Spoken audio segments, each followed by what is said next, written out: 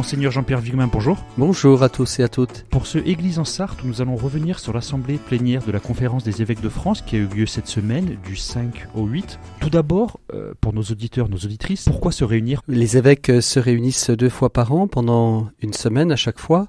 C'est toujours une occasion pour les évêques d'échanger ensemble sur les grands sujets qui touchent notre société, mais aussi notre Église. Il y a des sujets parfois techniques. On l'a vu par exemple dans le traitement contre les abus de toutes sortes, où les évêques ont dû prendre des décisions collégiales. Et puis il y a aussi des sujets qui touchent à la vie de l'Église. Donc les sujets sont variés. Il y a le travail en hémicycle, donc qui est assez cadré. Et puis il y a aussi les rencontres informelles au moment des pauses, au moment des repas. Nous discutons beaucoup entre nous et l'évêque se souvient qu'il est membre d'un collège. Nous formons un collège épiscopal et nous avons même des évêques qui viennent de toute l'Europe. C'est un peu comme le collège des apôtres, les 12 apôtres.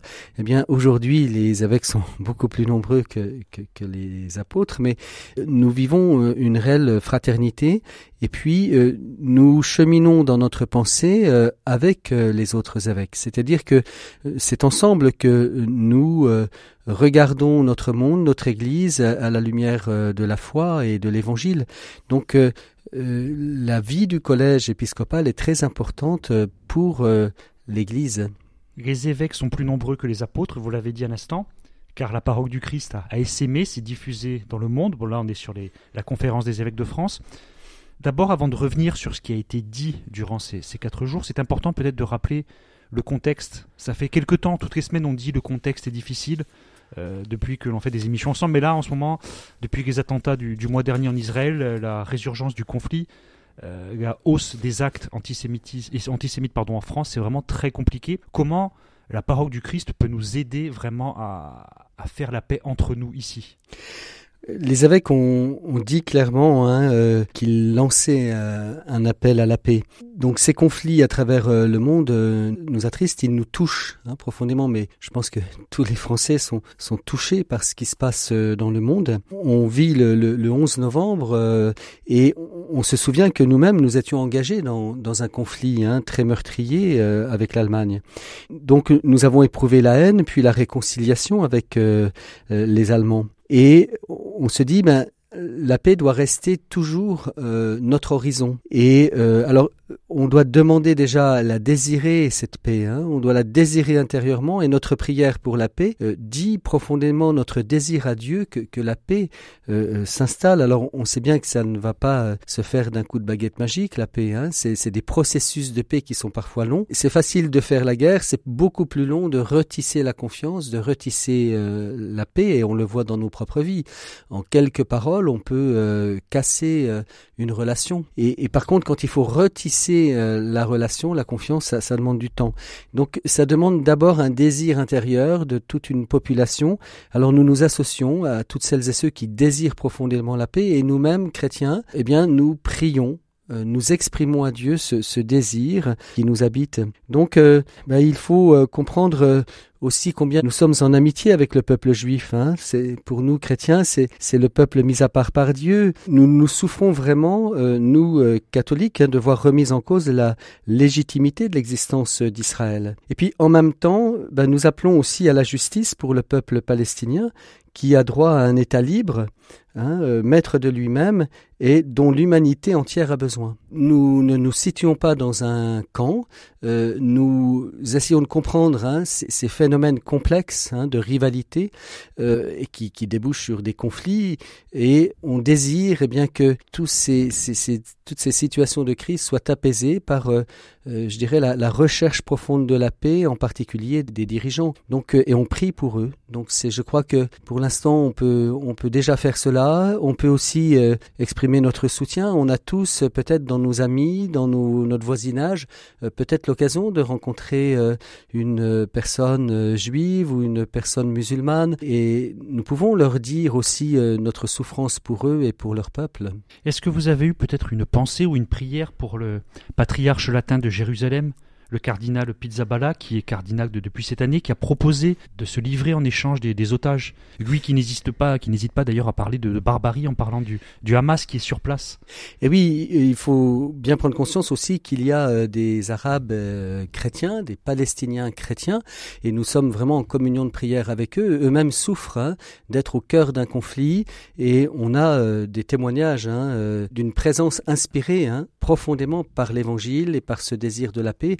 Effectivement, vous soulignez cette attitude et qu'on retrouve aussi chez un grand nombre de chrétiens. La notion de sacrifice pour la paix, peut-être ? Voilà, c'est ça. La paix demande un courage. Et on le voit dans tous les processus. Oui, la paix est le fruit aussi d'un courage. C'est un combat, en fait, la recherche de la paix. C'est un combat contre ce qui nous détruit. On pourrait dire, mais c'est facile de parler de la paix. Non, c'est pas si simple que ça. C'est-à-dire que vouloir la paix nécessite aussi ce combat intérieur pour apaiser la violence qui risque de nous envahir. Donc c'est un travail aussi à faire chez nous, parce qu'il y a des situations d'incompréhension chez nous. On sent bien qu'il y a des crispations. Et il y a un travail à faire en nous-mêmes. La paix, elle commence d'abord dans les cœurs. Monseigneur, dans le discours de clôture de l'Assemblée d'automne de la Conférence des évêques de France, une triple série d'appels a été lancée. On ne va pas forcément les hiérarchiser, on va les prendre les uns après les autres. Il y a notamment un appel parce qu'il y a des inquiétudes réelles sur la liberté d'avorter qui est en passe d'être inscrite dans la Constitution, ce qui sacraliserait l'avortement tout simplement. Oui, c'est ça. Les évêques ont exprimé vraiment leur inquiétude devant ce que signifierait cette inscription dans la Constitution. On a repris aussi ce que le Conseil permanent de la Conférence des évêques de France avait dit en décembre 2022, lorsque l'Assemblée nationale avait voté une proposition de loi qui allait dans ce sens. Donc nous redisons une chose qui nous semble fondamentale, toute vie est un don pour ce monde, c'est un don fragile, c'est un don précieux, c'est un don infiniment digne. Toute vie est un don infiniment digne et nous devons accueillir ce don, nous devons servir ce don depuis son commencement jusqu'à sa fin naturelle. Donc on n'ignore pas aussi le contexte qui est le nôtre, mais en même temps on se doit de rappeler la valeur de la vie. Du début jusqu'à la fin. Et donc, c'est ce que les évêques ont voulu réaffirmer. Alors, l'Église s'est souvent prononcée sur la question de l'avortement. C'est un sujet de société très délicat qui fait naître aussi parfois des incompréhensions, une certaine violence aussi dans les propos. Donc, là aussi, sachons nous écouter. Sachons nous écouter dans le respect, dans la paix, cherchons à élargir un petit peu le champ de notre compréhension de ce phénomène. C'est quand même, quand nous regardons les chiffres, c'est quand même 234 000 avortements par an en France. Comment l'Église peut sensibiliser ? Vous avez dit vous-même que c'est un sujet qui crispe, à sensibiliser le fait que ce sont 234 000 vies qui sont amputées. Oui, c'est ça doit nous faire réfléchir. Ça doit nous faire réfléchir. Je pense que il faut vraiment qu'on mette l'accent sur l'éducation, sur l'accompagnement aussi, et le soutien social, économique, humain de celles et ceux qui en ont besoin. Et donc, nous avons vraiment ensemble, collectivement, un travail à faire ensemble. Et finalement, il y a vraiment à développer ce respect de la vie. Et donc, oui, c'est tout un travail éducatif, mais aussi de soutien concret de celles qui finalement n'ont que comme seule solution l'avortement.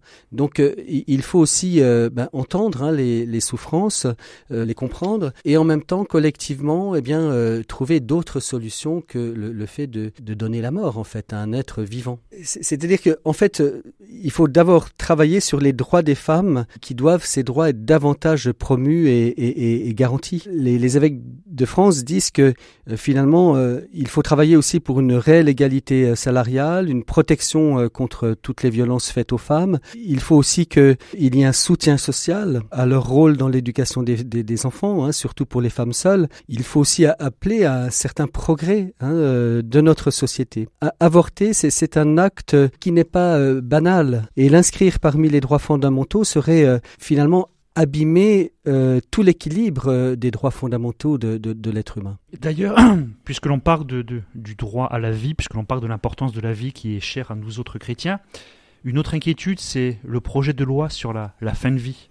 Vous avez dit vous-même, toute vie est précieuse, du début jusqu'à la fin. On a parlé longuement du début, maintenant on peut parler peut-être de la fin de vie. Oui, c'est ça. Il faut certainement, encore une fois, redire qu'il y a un droit à vivre. Les évêques de France rappellent, toute réflexion part de ce que vous avez rappelé. La vie est un don, et donc il vaudrait sans doute mieux s'interroger sur une aide active à vivre. Il faut bien comprendre que pour nous chrétiens, le Christ est victorieux de la mort. Par sa résurrection, il nous dit que nous sommes faits pour la vie. Et le fait d'aider des personnes à vivre, c'est au cœur de notre action de chrétien. Nous œuvrons pour aider la vie, faire en sorte que la vie s'épanouisse. Et donc, une personne souffrante, une personne malade, nous avons à l'accompagner. Il y a aujourd'hui le développement des soins palliatifs, et ces soins, alors c'est sûr, ils sont coûteux pour la société. En même temps, le fait d'en faire une priorité dit aussi collectivement notre désir d'accompagner ceux qui souffrent. Et donc, on l'entend, le personnel hospitalier nous dit que, en fait, par cet accompagnement, eh bien, c'est cet accompagnement des personnes qui souffrent, eh bien, qui donne profondément sens à leur métier.